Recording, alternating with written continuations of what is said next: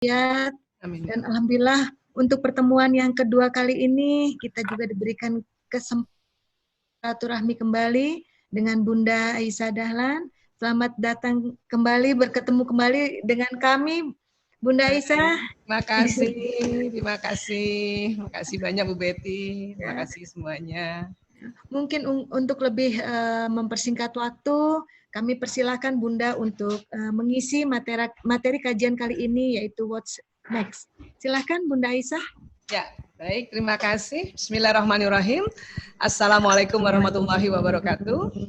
Waalaikumsalam Waalaikumsalam warahmatullahi wabarakatuh. Alhamdulillahirrahmanirrahim. Allahumma sholli wa sallim. Bapak Ibu, teman-teman semuanya, alhamdulillah ini bisa jumpa yang kedua kali ya. Ini soalnya jarang-jarang ini kalau bisa kedua kali, ketiga kali ya. Alhamdulillah. Saya sekali lagi terima kasih dipercaya untuk berbagi di sini ya. Walaupun memang mungkin kajian sekarang juga sebetulnya ada kaitannya dengan kajian yang lalu ya, karena memang yang lalu itu kan judulnya dipilihkan oleh teman-teman dari Kapija 21 ini kan keren banget itu, dan memang masih harus dibahas lagi lebih dalam, apalagi waktu itu Bang Haka juga sempat kita sama-sama diskusi ya tentang low energy dan high productivity ya, itu modul yang luar biasa itu ya. Baik, saya sekali lagi mohon izin untuk sharing screen ya. Baik.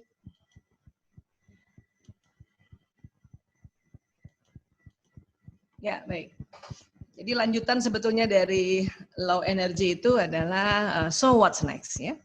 Kita nggak tahu nih what's next-nya sebetulnya. Saya juga kalau ditanya, Bu Aisyah gimana nanti ke depannya? Kapan berakhir ini pandemi virus corona? Kapan kita mulai lagi? Apa jadi semakin baik kah atau semakin buruk kah dunia ini? Sebetulnya kesepakatan yang betul-betul kepastian itu belum ada ya, belum ada, dan kita semua belum tahu. Kenapa? Karena memang virus corona ini kan virus yang sebetulnya sudah lama ada ya. Kalau kita tahu sejarahnya itu kan ya sudah ada sejak tahun 1930 nih di hewan nih. Pertama kali malah di ayam. Nah, jadi virus corona ini satu jenis virus yang pasti yang diserang sistem pernafasan. Ya. Pernah ditemukan sama tikus. Nah, tahun 60 juga pernah pada manusia ya. Bahkan pernah masuk di media cetak juga tahun 66. Jadi virus corona ini sebetulnya harus kita ketahui bersama, dia jenisnya banyak, ada 20 spesies jenis dari virus corona. Dari 20 spesies itu ada 8 yang menimbulkan masalah. 5 dari spesies ini hanya menimbulkan dampak yang sangat minimal kepada manusia, dan ada 3 spesies yang berbahaya dan menimbulkan kerusakan parah pada manusia. Jadi dari 20 itu ada 8. 5 yang dampaknya minimal, 3 yang parah ya. Nah, tiga-tiganya sekarang sudah pernah ada di dunia ya. Yang pertama tuh SARS, coronavirus. Ya, ini mulai pandemi itu tahun 2003 ya. Memang mulainya di Cina dan berakhirnya virus ini nggak kelihatan lagi di dunia oleh para ilmuwan saat itu tahun akhir 2004. Jadi lumayan nih, agak lama nih 3 tahun ya. Hanya memang tidak banyak negara yang kena ya. Dan mortalitasnya cukup tinggi juga 10% ya. Yang kedua MERS, Middle East Respiratory Syndrome Coronavirus, ini tahun 2012. Ini juga pandemi, hanya memang waktu itu tersebarnya sekitar 24 negara, nggak kayak sekarang. Sekarang kan hampir 200-an negara ya. Ini juga mortalitasnya tinggi juga pada saat itu, 34,4%. Nah, yang ketiga inilah yang sekarang kita ini ya, COVID-19, Coronavirus Disease. Tahun 2019, kenapa disebut 2019? Karena dinyatakan oleh WHO tahun 2019, Desember 2019, jadi disebutnya COVID-19 ya. Ini juga disebut SARS-CoV-2.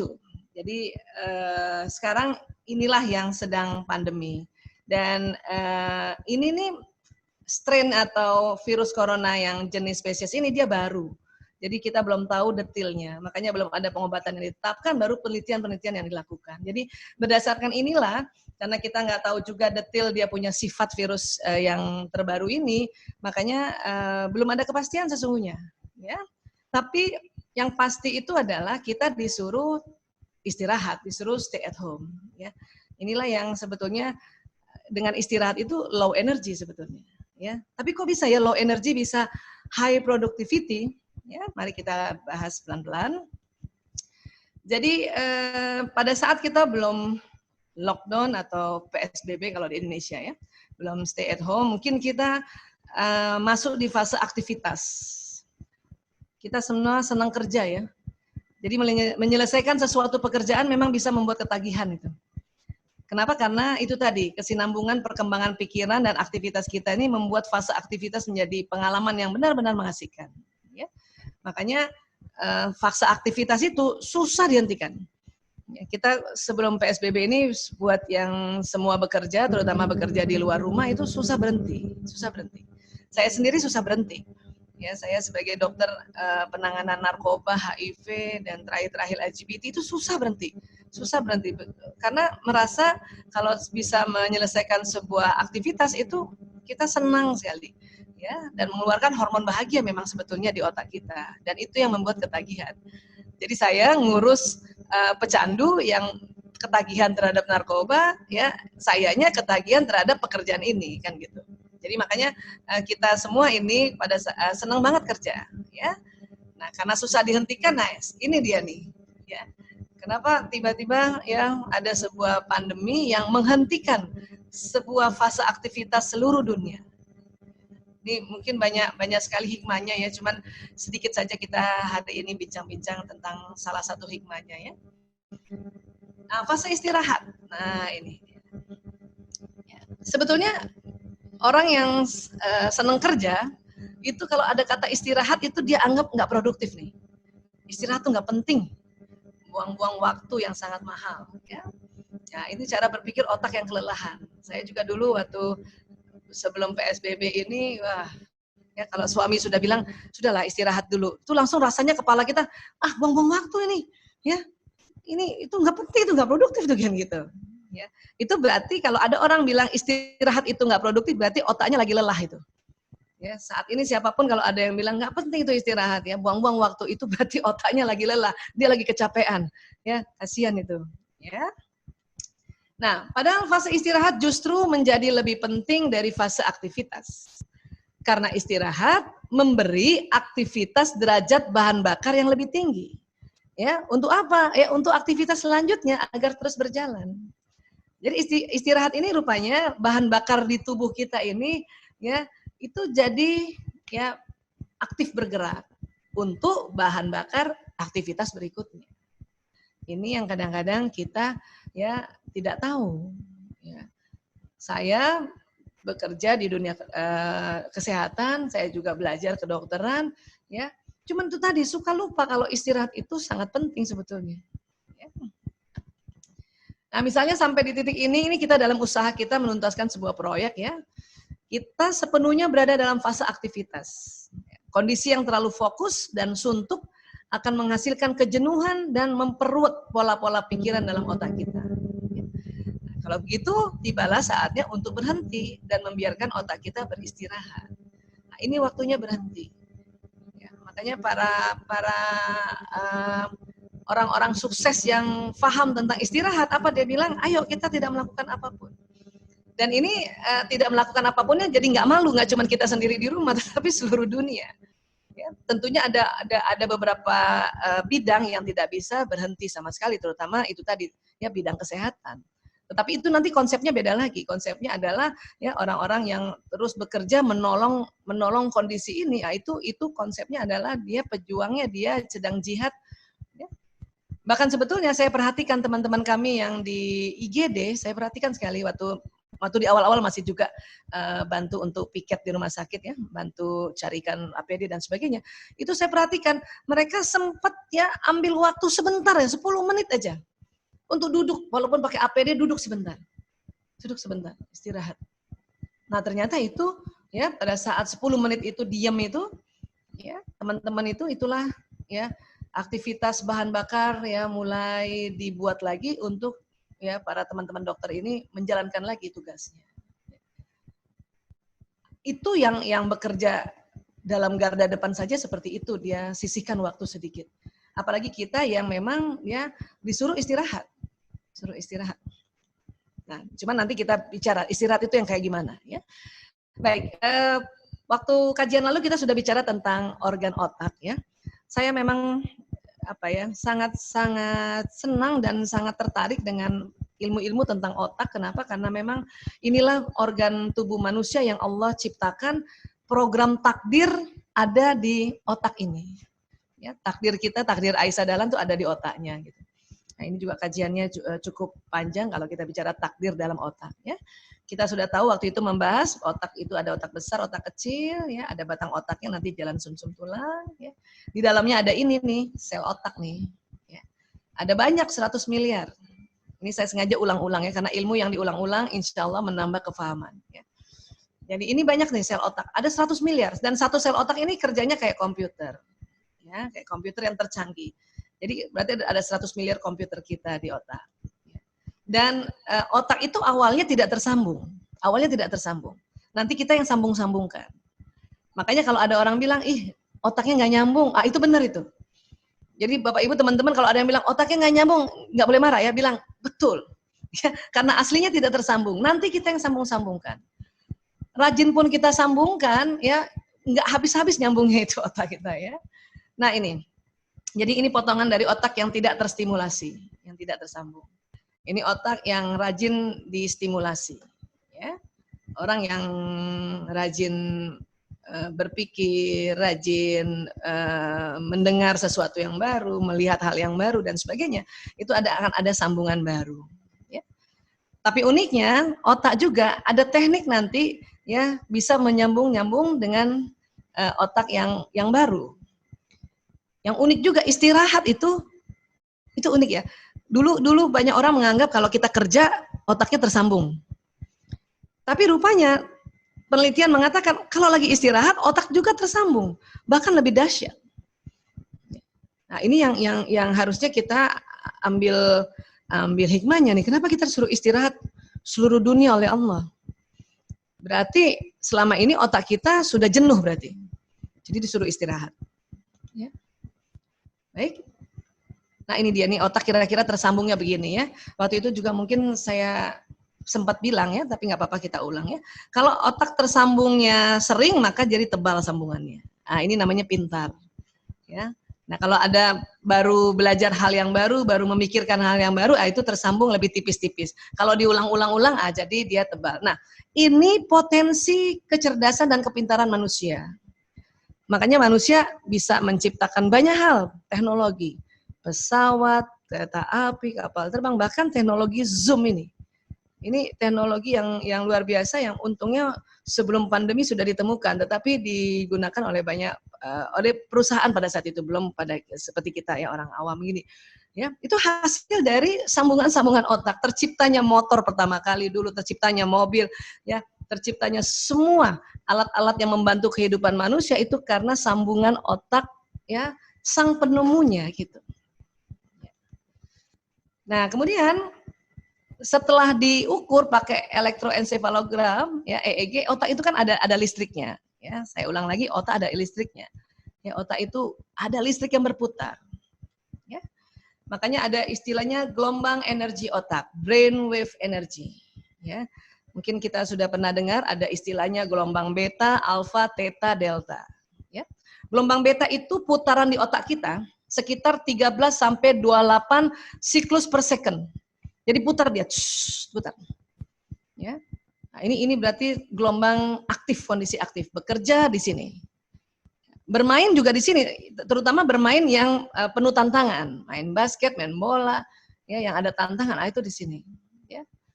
Pikiran analitis juga di sini. Kita bicara sesuatu hal yang serius-serius di sini. Nah, kondisi beta itu ternyata pikiran kita istilahnya pikiran sadar, ya, perhatian terpecah dan stres sebetulnya. Ya. Dan orang yang sempat kena stroke berarti putarannya di atas 28. Saya akhir tahun 2019 sempat kena light stroke. Karena memang ada turunan hipertensi dan terlalu banyak memikirkan bagaimana nangani pasien narkoba. Jadi otak saya pada saat itu berputar di atas 28 siklus per second. Ya, saya sempat di kursi roda 3 bulan. Tetapi uniknya waktu Januari, Februari, Maret 2016 dengan pakai kursi roda pergi ke Jepang. Karena pergi ke Jepang karena dokter yang bisa menangani di Tokyo pada saat itu, ya. Dan saya lihat luar biasa orang Jepang kalau kita naik di kursi roda itu diperhatikan banget ternyata ya, Masya Allah ya. Jadi saya sempat ke sana naik kursi roda, sempat juga umroh naik kursi roda. Karena dampak dari terlalu ya tidak mau istirahat, ya tidak mau istirahat. Nah itu bahaya banget. Ya. Nah kemudian gelombang otak kita juga namanya alfa. Dia putarannya 7 sampai 13 siklus per second. Gitu. Nah itu ternyata kondisi relaksasi. Ngelamun, nah Bapak Ibu kalau lagi ngelamun, nah itu lagi di alfa relax. Ya. Nah kondisi alfa ini bisa mengakses pikiran bawah sadar dan perhatian terfokus. Ya. Alfa itu termasuk kalau kita lagi makan, fokus sama makanan, ngerasakan nasinya, manisnya nasi, ngerasakan ayamnya, gurihnya ayam, itu lagi di alfa tuh, lagi rileks, ya, lagi rileks. Nah, sholat termasuk di sini, di alfa, kondisi alfa. Di bawah alfa ada namanya gelombang theta, dia kecepatannya antara 3,5 sampai 7 putaran per detik. Ini yang 7 putaran itu kondisi meditasi. Ya, sholat yang khusyuk ya ini di sini nih 7 CPS ya. Makin turun misalnya 5 itu dalam kondisi kita tidur dan bermimpi ya. Kalau kita mau tahu orang bermimpi itu ada namanya rapid eye movement. Jadi kalau ada kita lihat pasangan kita lagi tidur gitu ya, matanya sudah terpejam terus bola matanya lari-lari itu lagi mimpi itu ya, lagi mimpi dia. Dan ini kondisi tidak ada stres. Yang uniknya pada saat kondisi di theta, itu otak kita kreatif, muncul kreativitas dan penemuan. Ini dulu, ini kemarin yang Bang Haka bilang, yang memberikan judul pada saya tuh bahwa low produktif, ya, low energy, high productivity. Jadi hampir semua penemu-penemu, ya, termasuk penemu gadget ini, itu dalam kondisi theta. Ya. Dan ada lagi yang di bawah namanya gelombang delta. Ini putarannya 0,5 sampai 3,5 siklus per second. Kondisi tidur lelap. Ya. Jadi deep sleep. Nah, pada saat kita di sini, ini kita istirahat total. Penyembuhan alamiah. Tapi kalau yang 0,5, 0,6 ini sudah koma. Makanya tidak ada kesadaran. Ya. Tapi 3,5 itu kita tidur lelap. Makanya mengapa juga kita harus istirahat, kemudian yang merasa tertular dengan gejala-gejala demam tinggi, sesak napas, batuk, disuruh istirahat, karantina mandiri, berharap ya di dalam 1 hari itu sempat di delta beberapa menit, supaya penyembuhan alami. Dan kita juga sebetulnya dalam sehari itu kita pernah di sini, ya. Makanya kalau kita tidur itu dari delta, theta lagi tidur gitu ya, dari mimpi, habis mimpi itu nggak mimpi. Nah, itu berarti kalau nggak mimpi tidur lelap. Kalau mimpi lagi ya berarti di theta. Ya. Yang nggak enak adalah pas di delta tiba-tiba bunyi beker, loncat di beta. Ah itu sakit kepala itu. Atau lagi di delta dibangunin, bangunin langsung loncat itu. Ya, mungkin kalau dibangunin sahur nih hati-hati nih. Ya. Tapi uniknya tubuh ini kalau kita setting ya, misalnya bismillahirrahmanirrahim sebelum kita doa mau tidur ya. Bismillahirrahmanirrahim ahya wa amut, ya Allah saya mohon ya Allah bangunkan saya pukul ya 3 dini hari. Nanti otak kita itu waktu jalan ke sini itu kan dia kalau tidur tuh gini.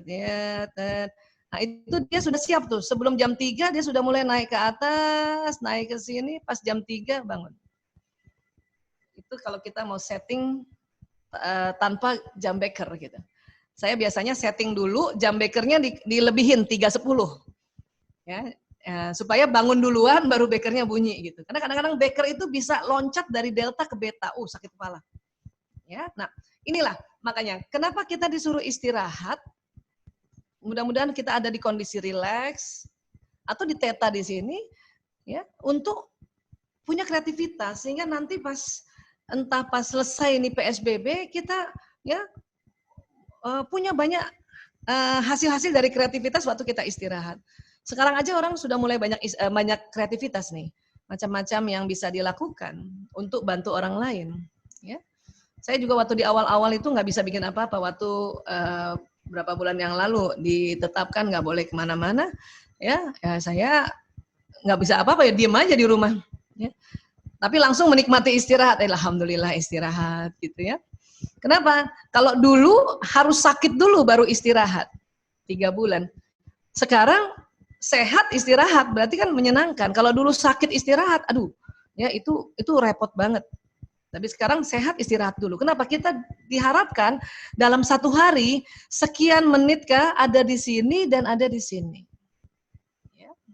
Supaya kreatif, sehingga ya di sini kita lihat di dalam otak itu ternyata ada namanya filter sistem aktivasi retikuler. Jadi otak kita ini ada pintunya di kepala ini. Kalau kita di kondisi beta yang selalu kerja, pintu di kepala tertutup. Ya. Tapi kalau kita di alfa dan di theta, pintu di kepala sebagian terbuka. Jadi kalau pintu itu sebagian terbuka. Tapi kalau di delta yang tadi tidur pulas malah terbuka lebar. Ya. Kalau pintu di kepala tertutup, maka kita tidak bisa menerima ilham, tidak bisa menerima petunjuk. Ya, kadang banyak sekali Allah kasih petunjuk, baik petunjuk yang ada jelas di buku tertulis yaitu Al-Quran, dan petunjuk alam semesta ini. Ini kan banyak frekuensi di kepala kita di atas, di alam semesta ini. Kalau kita terlalu aktif bekerja, beta-nya, filternya tertutup, malah nggak bisa mendapat petunjuk. Kalau kita di alfa dan di theta, sebagian terbuka, itulah hidayah Allah masuk. Nah, untungnya juga kita punya kewajiban ibadah khusus, yaitu sholat. Dan sholat orang ya ada di antara alfa dan theta itu. Makin dia khusyuk, tumaknina, itu di theta itu. Makanya ya orang Islam ini bersyukurnya sudah dikasih ibadah, tapi ibadah itu istirahat. Sholat itu ibadah istirahat sebetulnya. Dia tidak mengerjakan apa-apa, berdiri saja. Ya. Yang dilakukan adalah mengucapkan. Karena nanti ini ada kehebatannya mengucapkan itu. Ya. Kalau waktu itu kita bilang, waktu itu kita kajian, kalau kita mengucapkan Bismillahirrahmanirrahim, kalimat basmalahnya jalan ke sistem saraf ke otak dan sistem saraf badan. Ya. Dan berdiri saja kita sudah ya kalimat-kalimat doa yang ada di sholat kita ucapkan berkali-kali, itu jalan di badan berkali-kali. Ruku pelan-pelan, sujud pelan-pelan, itu membuat kita berada di gelombang alfa. Dan kalau makin dalam, karena rakaatnya makin banyak, karena ada rawatibnya, ada tarawehnya, itu masuk theta ini. Tapi kalau tidur pulas atau koma, itu terbuka lebar. Terbuka lebar, kenapa nggak bisa masuk? Justru masuk tapi keluar lagi, nggak ada yang tahan. Kalau Bapak Ibu pernah mengunjungi teman atau saudara yang koma di ICU, kita datang, kita ngomong, dia dengar. Bahkan kadang meneteskan air mata, kadang gerak-gerak tangannya. Ya. Tetapi pas dia siuman, dia nggak ingat. Kenapa? Karena filter sistem aktivasi retikulernya terbuka lebar. Jadi pas ada orang, pas datang waktu orang itu koma, kita ngomong, dia langsung masuk. Habis langsung masuk, keluar lagi. Nah, ini namanya kondisi di delta. Orang tidur pulas, ya, itu terbuka lebar, dia punya SARS-nya itu. Makanya kadang-kadang kalau kita gangguin orang tidur pulas, kasih garam di mulutnya, dia ngikutin itu. Ya, atau kasih apa gitu kan, kadang-kadang itu filmnya Benyamin Suaib dulu kan, kalau orang tidur. Kita zaman-zamannya Benyamin Suaib kayaknya nih. Ya, kalau tidur digangguin ya, itu ngikut karena SARS-nya, filternya terbuka lebar. Ya. Jadi kita diharapkan ini selalu ada di alfa dan theta ini. Tidak melakukan apa-apa. Justru akan memberi mekanisme kimiawi otak kita berkesempatan untuk melambat dan menggenang. Jadi hormon-hormon kalau kita nggak melakukan apa-apa, dia jalannya lambat, dia menggenang di otak itu. Dia rendam otak. Dan akibatnya membangun tatanan yang lebih tinggi dari informasi-informasi yang telah kita masukkan sebelumnya. Jadi kita kan sudah sering nih sebelumnya belajar, kemudian bekerja, jadi udah ada informasi di otak kita. Tapi kalau kita sesaat tidak melakukan apa-apa, ya hormon itu merendam otak kita, malah dia membuat informasi yang lebih baik lagi tatanannya. Ya. Jadi konektivitas antar sel-sel saraf yang dikenal sebagai sinaps ini jadi di otak kita nih yang depan sini, ya, dia berkaitan dengan yang lainnya. Ini sambungannya kayak gini nih. Misalnya kita sudah punya sambungan jalur yang seperti ini nih waktu kita bekerja. Ya. Tapi waktu kita istirahat, dia nanti membuat sambungan baru. Itu uniknya itu. Mengistirahatkan otak akan membuat rileks pikiran-pikiran lama yang telah baku dan memberinya kesempatan untuk membuat koneksi-koneksi saraf yang baru. Jadi otak ini kan karena 100 miliar nih. Kalau dia sambung-sambung tuh, ya, itu akan kalau kita istirahat ada sambungan baru. Mungkin waktu awal bekerja cuman begini sambungannya. Waktu istirahat dia bertambah sambungannya atau bahkan ada jalur yang baru. Jadi banyak sekali alternatif konektivitas antar neuron karena jumlah neuron sekitar 100 miliar. Dan kalau dia koneksi ya atau dia nyambung-nyambung itu bisa mencapai sekitar 150 triliunan sinaps.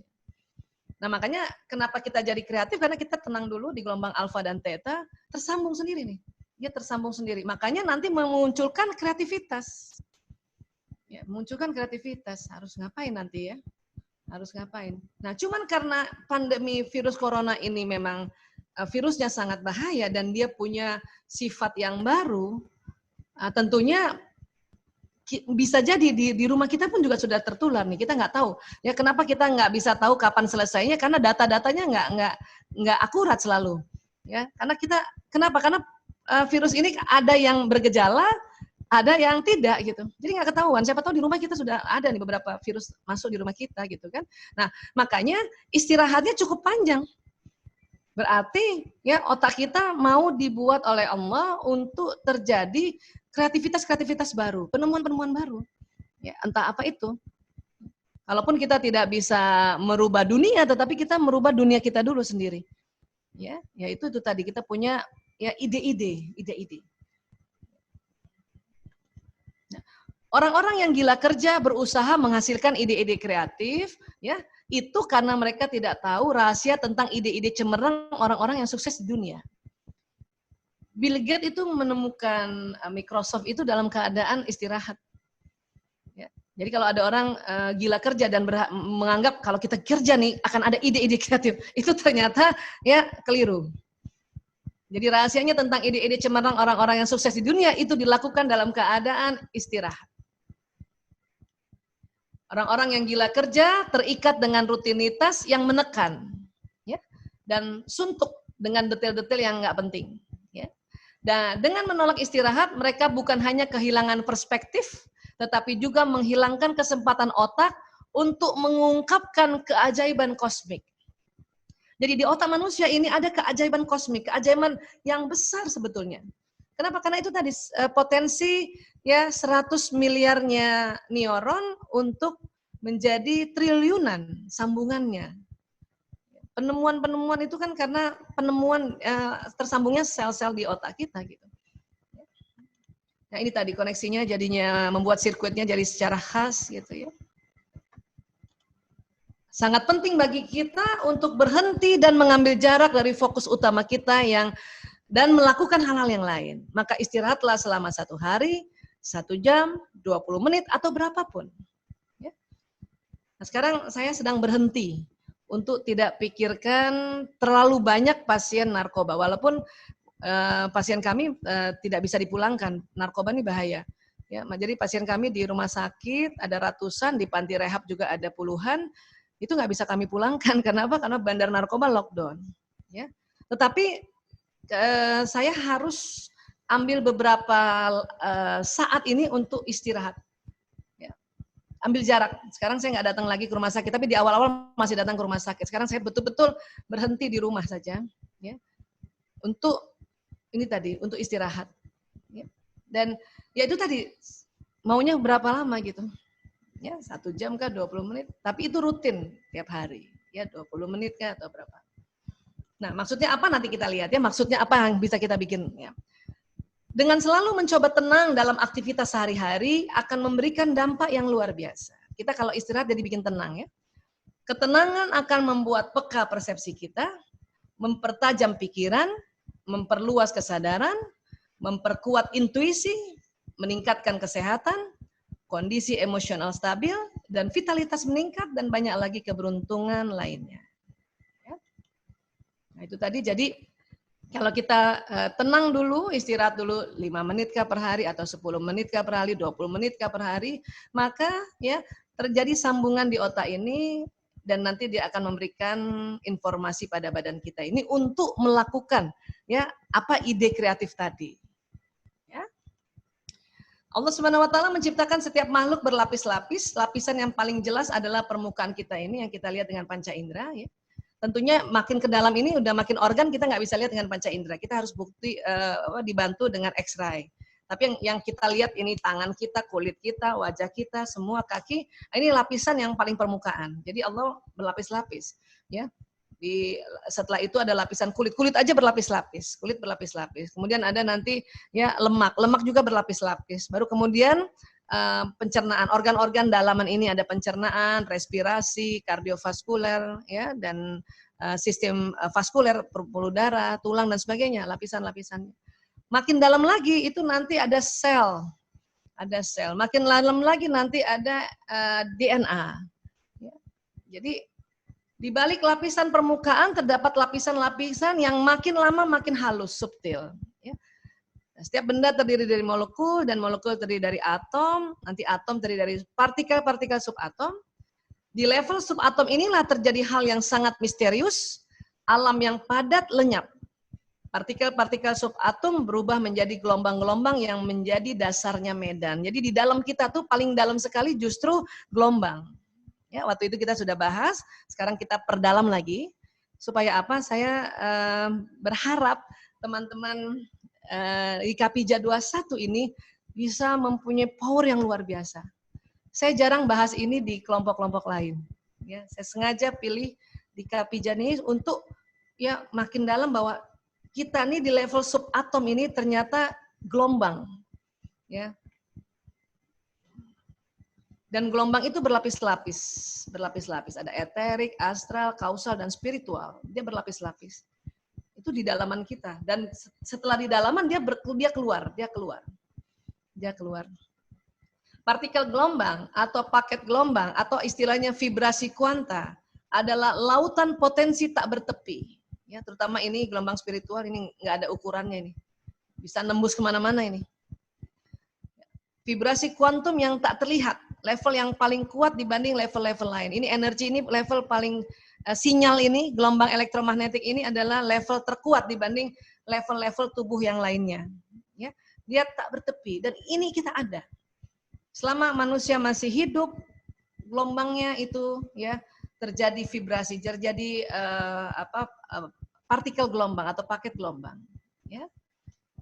Nah ini tadi jadi badan kita ini yang seluler ini kan yang lapisan paling permukaan ini kulit, makin dalam, ternyata dalamnya ini. Ya, dalamnya ini. Ya. Dan tidakkah engkau berada dalam suatu urusan dan tidak membaca satu ayat Quran, serta tidak pula kamu melakukan suatu pekerjaan, melainkan kami menjadi saksi atasmu ketika kamu melakukannya. Tidak luput sedikit pun dari pengetahuan Tuhanmu, biarpun sebesar atom atau zarrah ya, di bumi ataupun di langit. Tidak ada sesuatu yang lebih kecil dan lebih besar daripada itu, melainkan semua tercatat dalam kitab yang nyata di Lauhul Mahfuz. Ya. Jadi Allah tetap menjadi saksi kita walaupun kita sedang dalam urusan, lagi nggak baca ayat Quran atau tidak melakukan suatu pekerjaan. Jadi ya Allah menjadi saksi. Tapi di sini juga ada kalimat dari Allah, yaitu tadi tidak luput sedikit pun dari pengetahuan Tuhanmu, biarpun sebesar atom di bumi ataupun di langit, bahkan yang kecil dari atom. Artinya ya semua perangkatnya manusia dan makhluk-makhluk yang lain itu tidak luput dari pengetahuannya Tuhan kita. Artinya sinyal-sinyal atom yang di dalam tubuh kita itu memang ya Allah tahu dan memang Allah yang ciptakan. Ya ini Quran surat Yunus ayat 61. Artinya setelah kita tahu bahwa oh tubuh kita ada sistem-sistem ini, ya kenapa juga kita harus berhenti sebentar istirahat untuk apa? Untuk itu tadi apa yang jalan di otak kita, apa yang jalan di ucapan kita, di emosi kita. nanti terbroadcast oleh Badan Bioplasmik ini. Ya, kajian waktu itu kita sudah bahas. Ya. Pengetahuan memang sangat penting bagi kesuksesan, namun kita mustahil tahu segala-galanya. Semakin banyak yang tampaknya kita pelajari, semakin kita tahu kalau masih banyak yang belum kita ketahui. Tetapi kadang umur kita ini dalam satu hari saja, 24 jam, sudah dibagi-bagi dengan waktu tidur, makan, dan sebagainya, itu nggak sempat membaca atau mempelajari pengetahuan yang begitu banyaknya. Ya. Tetapi ya ada pertanyaan begini, bagaimana cara mencerna seluruh informasi yang berada di luar sana? Nggak akan pernah bisa, banyak banget. Dan kita memang tidak harus menelan semuanya, Ya. Jadi bagaimana caranya supaya kita punya cukup informasi yang cocok untuk kita? Itu namanya intuisi. Intuisi ini apa? Intuisi ini adalah tahap pemikiran dan perasaan yang paling tinggi. Kalau teman-teman atau mungkin ibu-ibu lagi mikir sesuatu tenang-tenang, tiba-tiba langsung ada tarang gitu. Atau kalau anak sekarang, aha, itu intuisi, tarang gitu. Ya. Artinya apa? Begini, memang banyak sekali ilmu pengetahuan di alam semesta ini, tetapi setiap orang kan nggak butuh semuanya juga.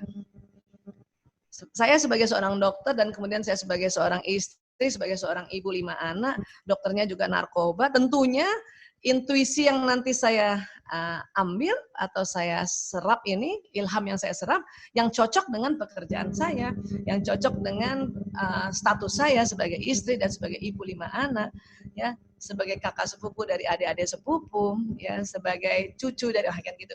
Nah, ini asiknya tubuh manusia itu bisa menyerap yang sesuai kebutuhannya. Pemikiran dan perasaan yang secara intuitif diperoleh dalam suasana hening dan tenang. Nah, inilah makanya supaya kita dapat pemikiran dan perasaan yang intuitif, yang cocok sama kita, nah ini harus hening dan tenang. Ini adalah kelebihan dari istirahat, ya, kelebihan lain dari istirahat. Jadi dengan istirahat memungkinkan pikiran untuk tenang, menyegarkan diri, sehingga pikiran dapat belajar, membedakan dengan jernih antara lapisan dalam dan lapisan luar. Jadi sekali lagi kita ya benar-benar akan Allah kasih petunjuk gitu. Kenapa? Karena tadi di otak kita karena ada filter sistem artikulasi retikuler, sistem SAR yang tertutup terbuka ya. Nah, ini kalau dari bentuknya seperti ini. Ini cakra-cakra juga tertutup terbuka. Itu tadi kalau nanti dapat ilham itu ya masuk ke sini. Ya, kajian lalu kita sudah belajar ini jumlahnya 360 cakra ini, ya, dia terbagi 2, receiver dan transmitter. Nah, receiver ini yang biasanya menangkap, yang kiri ini menangkap ya intuisi tadi. Ya. Tidak ada suatu musibah pun yang menimpa seseorang kecuali dengan izin Allah. Dan barang siapa yang beriman kepada Allah, niscaya dia akan memberi petunjuk kepada kolbunya. Dan Allah Maha mengetahui segala sesuatu. Artinya kalau berkali-kali Allah berfirman dalam Quran bahwa musibah ini atas izinnya, ya. Bahkan dikatakan sudah tercatat di Lauh Mahfuz, ya. Jadi kita diminta kembali beriman pada Allah. Karena kalau kita beriman niscaya, ini kalau Allah ngomong niscaya. Kalau Allah berfirman nggak pakai moga-moga, nggak pakai mudah-mudahan, niscaya dia akan memberi petunjuk kepada kolbunya. Artinya, pada saat kita sekarang ini sedang musibah dan kita juga kemudian tetap di rumah, patuh pada pemerintah, ya, kemudian kita tenang-tenang saja dan makin beriman pada Allah, Allah akan beri petunjuk. Di mana tangkapnya? Ini tadi, dia akan ditangkap di kolb, jantung. Lewat ya cakra-cakra yang sebelah kiri. Jadi ditangkap oleh jantung. Nanti jantung direkam.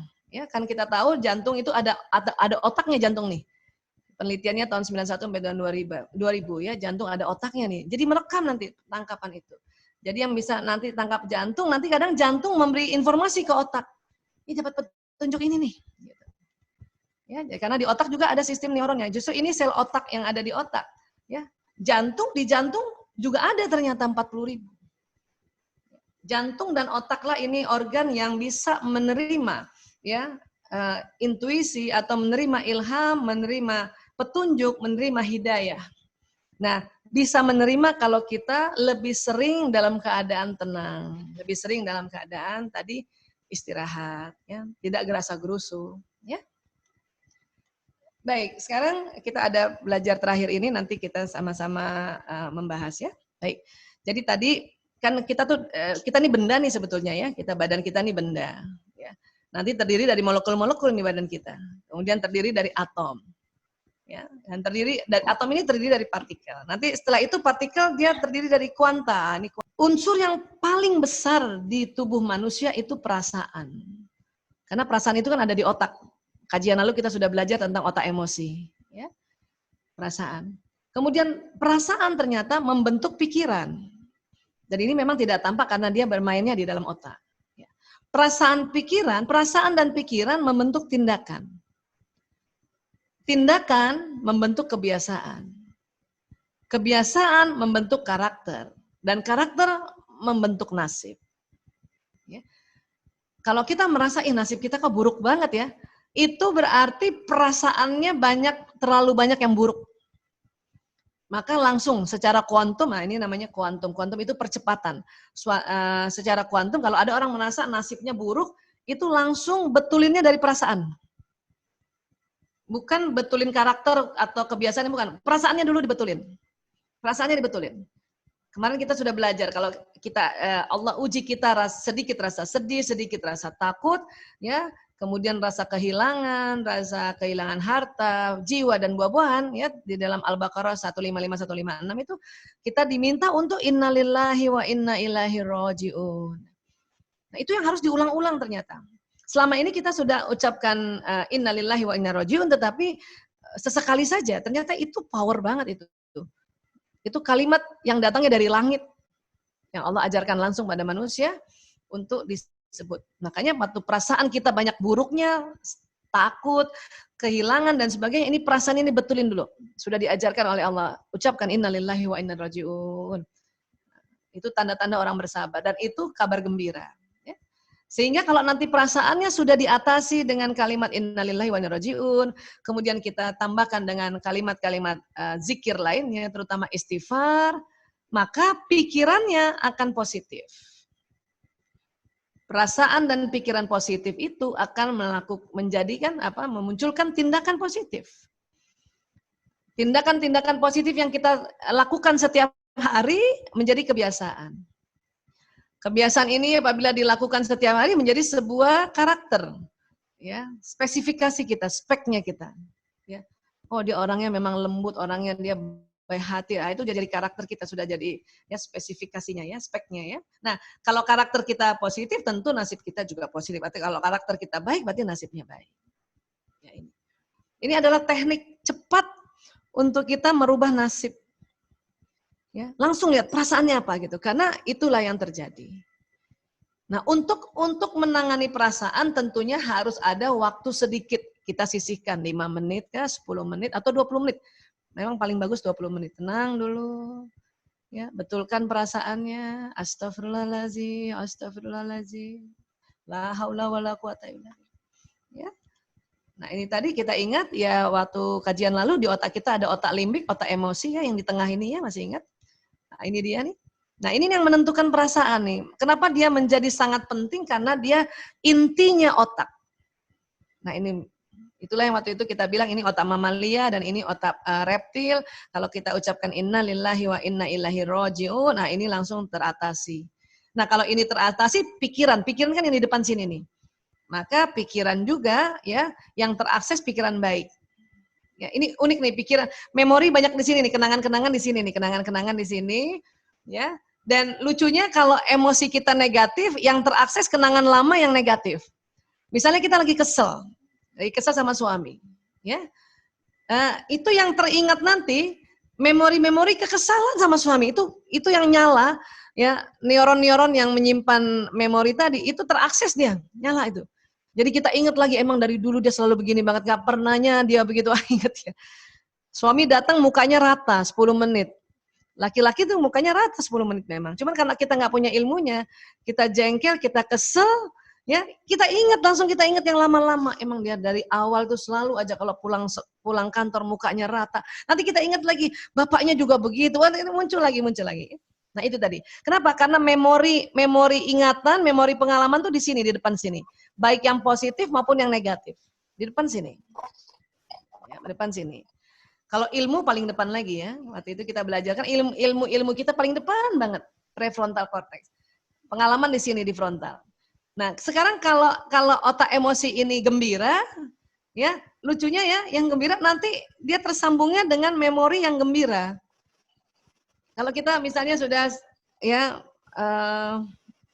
kesel sama suami dan kita sudah rilis atau sudah angkat emosi itu, innalillahi wa inna ilaihi raji'un, astagfirullahaladzim, terus kita gembira, nanti yang ingat kita memori kita itu ya suami yang menggembirakan. Oh iya ya kan dia baik banget ya. Dia selalu bawain kita makanan, dia selalu gitu. Dia bertanggung jawab dia. Nah, makanya memori itu bergantung dengan emosi kita. Kalau emosi kita negatif, yang terakses memori negatif.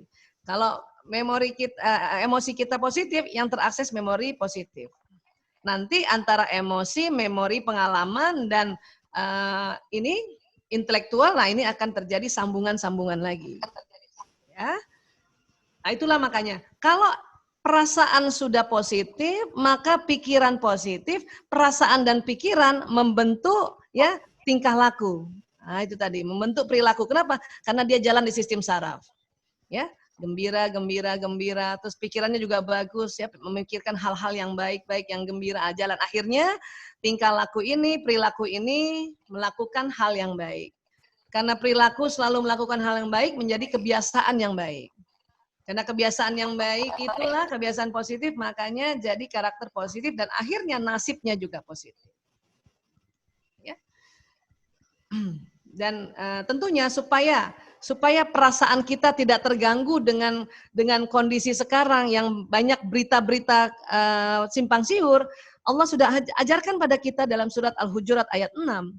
Ya, bismillahirrahmanirrahim, orang-orang yang beriman, jika datang kepadamu orang fasik membawa suatu berita, maka periksalah dengan teliti agar kamu tidak menimpakan suatu musibah kepada suatu kaum tanpa mengetahui keadaannya yang menyebabkan kamu menyesal atas perbuatan itu. Jadi kita memang harus cek. Ya, kenapa? Karena yang membuat perasaan kita itu nanti gundah gulana kembali, limbik sistem ini juga sedih lagi, takut lagi. Ya, itu adalah berita-berita yang kita lihat dari mata dan kita dengar dari pendengaran. Nah, itu harus sudah diajarkan oleh Allah untuk di cross check atau check and recheck. Ya. Ya, ini waktu itu kita sudah bahas, kita disuruh ucapkan innalillahi wa inna ilaihi raji'un. Ya. Nah, itu tadi emosi ya, kita pernah kemarin bilang emosi ini kan ada 9 nih. Saya ulang lagi karena ini penting diulang-ulang. Ada 9, 6 yang nuansanya ya energi negatif, yang 3 energi positif. Ya, dan ini pada saat kita mau naikkan ke sini itu harus dalam keadaan tenang, diam dulu. Kita takut saat ini ya sudah ya. Innalillahi wa inna ilaihi raji'un, astagfirullahaladzim, astagfirullahaladzim, astagfirullah. Dia naik lagi, dia naik. Itulah dibutuhkan waktu istirahat. Ya. Cuman memang waktu istirahat waktu istirahat yang para ahli lain atau para umat lain yang tentunya tidak diajarkan sholat, itu dia bawanya ke meditasi. Diam, tenang. Nah, namun di Islam kita sudah diajarkan cara meditasi yang sangat simpel dan sangat efektif. Ya. Kalau orang-orang lain dia melakukan meditasi atau yoga untuk tenang. Ya. Sholat oleh para yogis ini, orang ahli-ahli yoga, kalau mereka lihat sholat, apa mereka bilang? Sholat itu yoga yang paling praktis. Itulah makanya mengapa untungnya kita disuruh sholat. Ya. Sementara teman-teman lain, umat-umat lain yang memang tidak ada kewajiban sholat, dia mencari-cari untuk ya melakukan ritual istirahat tadi. Makanya mereka dapatkan meditasi, dapatkan yoga. Ya. Nah, kita sudah dapat. Itulah makanya sebisanya pada saat kita nanti sholat, ya, bayangkan kan tadi disuruh 5 menit, 20 menit, 10 menit. Nah, kita bisa ambil sholatnya mau berapa menit? 15 menit kah? 20 menit kah? Ya, sehari 5 kali. Ya. Wah, itu sudah 100 menit ya, sudah 1 jam lebih, ya kan? Itu membuat otak kita terjadi ya gelombang yang disebut ya gelombang alfa dan theta, itu bisa mendapatkan petunjuk dari Allah. Nanti kita harus ngapain, itu nanti petunjuk. Tenang saja, makanya sekarang tenang saja dulu, tenang saja dulu. Ya. Baik Bu Betty, ini dulu, nanti coba kita ngobrol-ngobrol.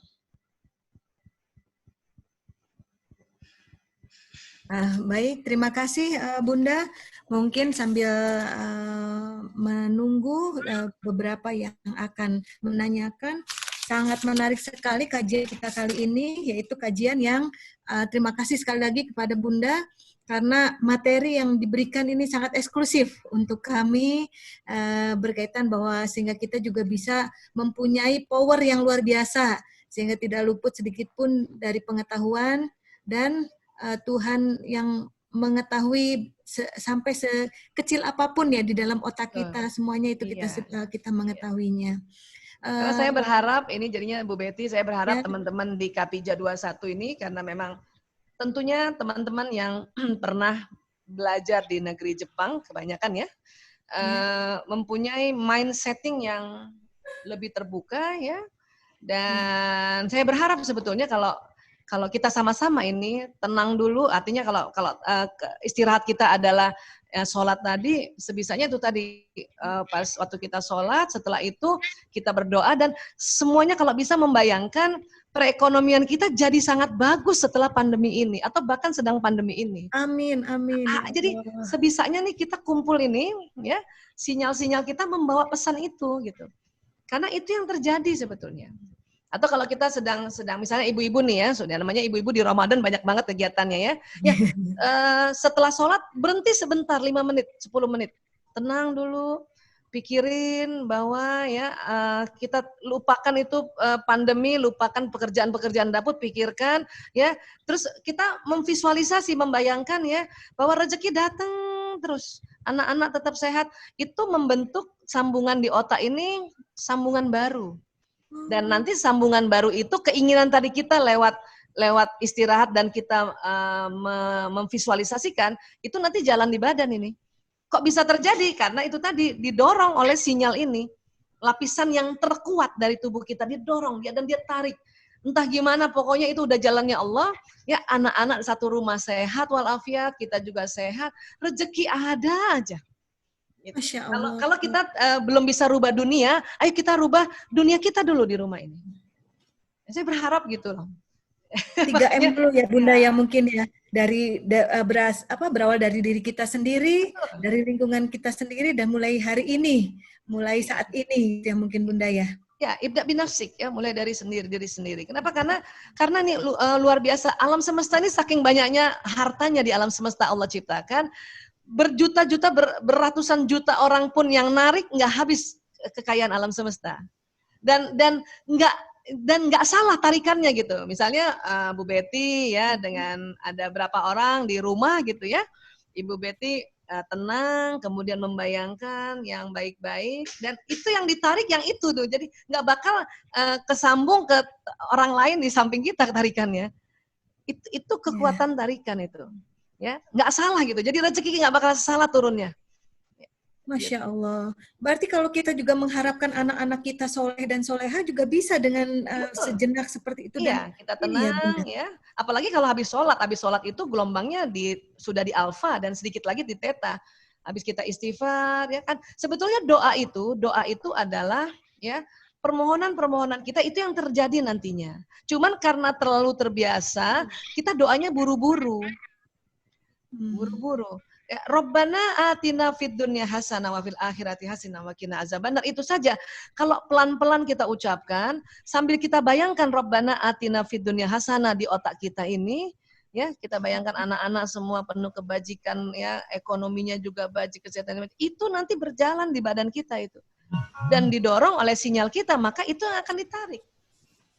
Ya, wafil akhirati hasanah ya, di akhirat kita penuh kebajikan. Kita bayangin di akhirat itu kita di surga. Bayangin gitu di surga kita semuanya ya, bahkan mungkin kita semua ya teman-temannya Bu Betty dan teman-teman di Kapija 21 ada di sana. Bayangin kayak gitu, kan itu yang terjadi. Wakina azabannar, dan jauhi dari api neraka, karena api neraka memang ada. Nah, waktu kita bilang wakina azabannar, itu kita membayangkan api neraka ada di depan kita, tapi kita sama keluarga semua dijauhin oleh Allah. Nah, itu membentuk sebuah sambungan otak, yang ini namanya tadi, menyambung keajaiban kosmik di otak manusia. Dan itu nanti ya terjadi gitu, karena ada sinyal ini. Dan sinyal ini lapisan terdalam yang paling halus dari manusia dan yang paling kuat bisa menarik peristiwa. Insya Allah. Ya, mungkin. Saya mau nangis kayaknya kadang-kadang kalau mau aku pengen ngajak, ayo dong sama-sama gini yuk. Biarlah, mungkin ada beberapa orang yang tidak sempat belajar, mungkin dia masih juga menggerutu. Itu nanti dia tarik lagi gitu. Tapi jangan sampai seluruh dunia menggerutu, bahaya. Ya, mungkin ada teman-teman kita yang tidak bisa sempat untuk istirahat memikirkan hal ini karena harus kerja di luar, tenaga kesehatan ojek online dan sebagainya. Tetapi mereka sendiri itu sedang berjuang gitu. Dia konsepnya beda lagi itu, dia sedang berjuang. Ya. Sebisanya gitu kalau kita nonton TV ya, misalnya nonton TV ya, misalnya nih lihat orang pada ojek-ojek pada susah gitu, itu langsung diam dulu sebentar, beberapa menit, terus bayangin, ya Allah, ya lindungi orang-orang itu dan keluarganya, ya Allah berikan. Itu coba, itu pas lagi ngomong kayak gitu, pas lagi nonton kita begitu, ini sinyalnya langsung shoot. Itu kita udah bantu orang tuh, Masya Allah. Masya Allah. Bunda, mungkin di keluarga Bunda bergabung, tetapi tadi menyampaikan bahwa dia jam 3 di sana, 3 pagi. Oh, Masya Allah. Di mana ya, Bu Betty? Maaf tadi terputus. Oke. Dari Amerika beliau. Di sini banyak sekali. Beda 12 jam ya? Kapija juga mungkin ada beberapa dari kelompok-kelompok lain yang mungkin ikut bergabung. Dan ini juga sudah ada Kak Lia juga, barangkali bisa ya Kak Lia juga sudah gabung. Baik, mungkin ada banyak sekali pertanyaan-pertanyaan yang sudah ini tadi juga mohon maaf Bunda, ada chat langsung dari Bang Haka, permohonan maaf dan salam hormat buat Bunda, karena pada saat yang sama beliau sedang di pabrik katanya dengan Masya Allah, Insya Allah, sehat walafiat, salam hormat. Saya justru karena Bang Haka kemarin ngomong tuh, langsung saya diem dulu sebentar, apalagi ya yang harus kita ajak teman-teman Kapija ini, karena saya yakin teman-teman di kelompok ini baik yang Kapija maupun yang lain yang bergabung itu adalah benar-benar orang mau melakukan perubahan gitu. Perubahan, ya. Betul. Tetapi ternyata dengan istirahat kita melakukan perubahan. Itu kan lucu tuh, keren kan? Nah, itu kan cocok banget dengan judul yang kemarin Kapija kasih kepada saya. Ya. Itu tadi low energy dan high productivity. Ya. Baik Bunda, ini ada yang japri Bunda, mungkin di luar dari tema, apakah boleh Bunda? Boleh. Ya, ini ada pertanyaan dari hamba Allah. Jadi dia mempunyai seorang suami yang saat ini secara kejiwaan disampaikan bahwa dia mempunyai secara psikologis dia mempunyai ini kejiwaan, sehingga kadangkala dia suka temperamen begitu. Apakah kalau misalnya disampaikan dengan fungsi otak itu, apakah yang seperti, tapi dia sudah menikah, tetapi dia merasa juga dia sehat, tetapi pada saat-saat tertentu dia bisa secara ini di luar kontrol. Tetapi setelah itu dia sepertinya lupa bahwa apa yang sudah dia lakukan. Mungkin itu pertanyaannya Bunda. Ya, baik. Terima kasih Bu Betty. Terima kasih juga pada someone yang bertanya ya, Masya Allah. Jadi gini, yang namanya jiwa itu ternyata memang Allah simpannya di otak, ya, simpannya di otak. Ya, berarti ada hal-hal di otak suami tersebut, ya, sambungan-sambungan otaknya yang tidak lazim. Itu bisa karena genetik, bisa juga karena tekanan-tekanan kehidupan. Ya. Nah, berarti kalau tekanan-tekanan kehidupan berarti bisa saja suami ini ya terlalu penat, terlalu suntuk otaknya sehingga terjadi sambungan yang kalau kita bahasa awam koslet ya. Sambungan yang koslet. Belum lagi kalau memang ada genetikanya dia memang ada kepribadian zizoid, kepribadian yang bisa dicetuskan menjadi skizofrenia atau sakit jiwa gitu ya. Nah, itu memang karena di otak ada otak emosi, pasti yang kena emosi. Pasti yang kena emosi.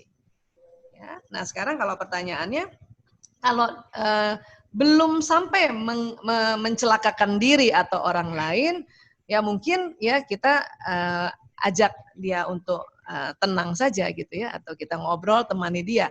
Tapi kalau sudah sampai mencelakakan diri atau mencelakakan orang lain, atau dia membentur-benturkan kepala di tembok, atau kemudian dia ambil pisau, dia gores-gores tangannya, atau mau pukul orang lain, nah ini harus dibantu dengan obat-obatan dokter psikiater.